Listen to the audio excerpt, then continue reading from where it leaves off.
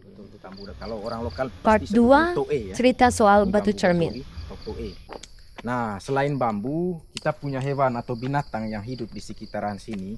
Jadi yang kebanyakan itu monyet, monyet yang ekor panjang, mata coklat kalau tidak salah. Seperti itu.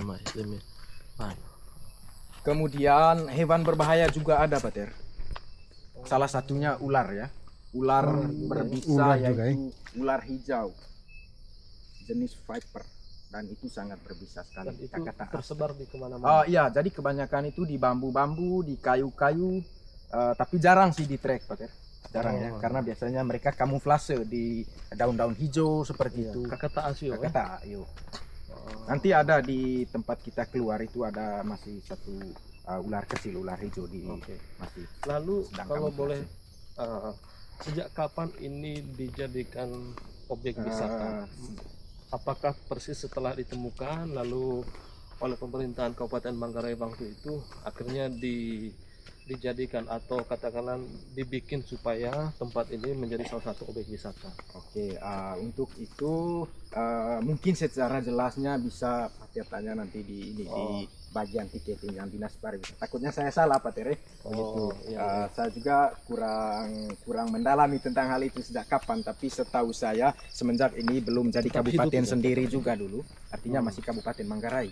Ini sudah dijadikan kawasan pariwisata.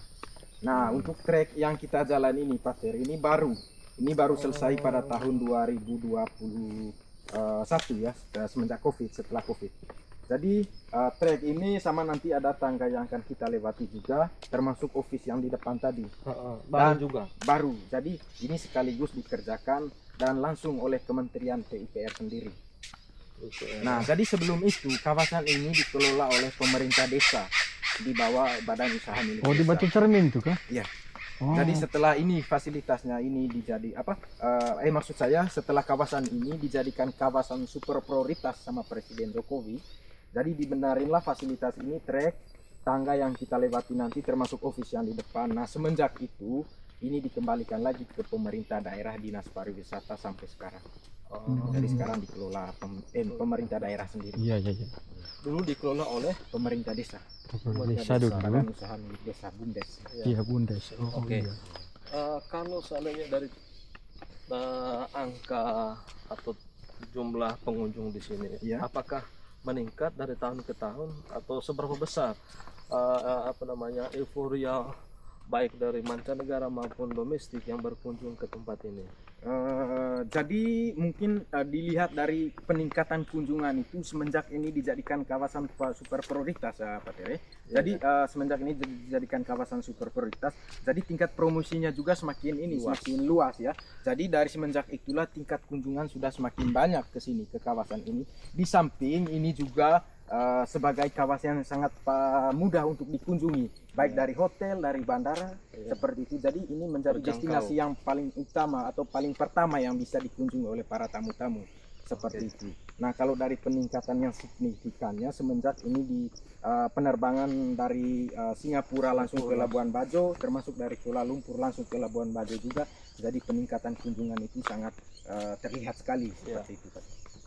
Bagaimana antusiasme maksudnya kunjungan dari antusiasme dari mancanegara, turis-turis atau komentar-komentar mereka mengenai objek wisata Gua Batu Cermin ini? Oke, jadi kalau sejauh ini semenjak saya di sini, dari pengalaman pribadi saya, Pak Ter, ya, jadi semua mereka itu merasa puas. Kenapa? Karena ini masih semua 100% alami. Ya, betul. Jadi masih 100% alami, jadi belum tersentuh tangan manusia sama sekali ya.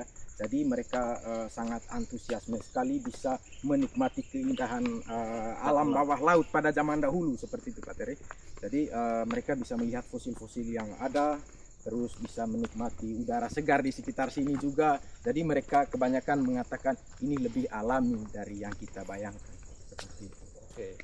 Kadang di luar ekspektasi mereka juga. Luar biasa ya. Ternyata seindah ini Batu Cermin ini. Seperti itu.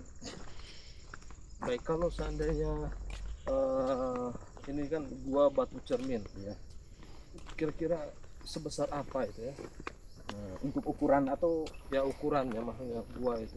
jadi untuk diameter guanya itu saya kurang tahu Pak Cere, tapi untuk Prosesnya. iya jadi yang jelas ini gua batu yang sangat besar karena ini bukan gua di dalam tanah tapi gua di dalam batu. Jadi kalau kita masuk ke dalam itu dinding-dinding koral yang ada Pak Cere. Ya. Jadi kadang kita Stalagmit. injak tanah juga, injak tanah cuma tanah yang kita injak tapi di bawahnya batu juga. Iya. Seperti itu. Stalagmit ya. Iya, stalagmit dan stalaktit. Jadi untuk kalau tingginya itu dari dasar sampai ke puncak itu 75 meter sih. Jadi tinggi guanya. Oke.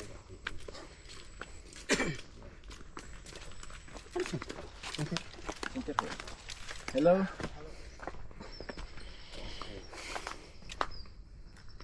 Kebanyakan pengunjung di sini biasanya dari Eropa, Asia, bagaimana? Bervariasi Pak. Jadi tergantung musimnya. Jadi kalau untuk sekarang jadi kebanyakan itu dari Eropa. Nah, kalau dari Eropa lebih spesifiknya lagi kebanyakan dari Jerman untuk sekarang ya. Dari beberapa minggu terakhir ini kebanyakan kunjungan dari Eropa dan lebih khususnya itu dari Jerman. Oke. Seperti apa yang bisa kalian lakukan supaya warga lokal juga mereka punya apa istilahnya, punya interest, ketertarikan untuk mengunjungi tempat ini? Karena dari cerita tadi itu banyak warga mancanegara Ya. yang berkunjung di sini. Seperti apa antusiasme warga lokal juga terhadap kawasan wisata Gua Batu Cermin ini supaya itu menjadi kebanggaan masyarakat lokal khususnya Labuan Bajo?